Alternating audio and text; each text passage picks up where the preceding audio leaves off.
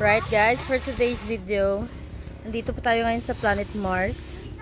Ayan po. Nagkakating po tayo ng jeep na yung makina is 616 na puso, tsaka yung differential niya po is 8 holes. Ayan po. At yan po yung radiator niya guys. Maganda po yung radiator niya. Ayan po yung differential guys, oh. So nag-aana po siya ng parts out. Ito po yung gear niya guys. Ayan po yung gear niya guys. So ganda. Ang ratio po niyan is 7:4:1 po. Ayan po. So nag-aana po dyan ng 8 holes na differential. Ayan po. Ng makina ng D16. Ayan po guys, oh. Ayan po si Master Charlie natin dyan sa taas. Nagkakating.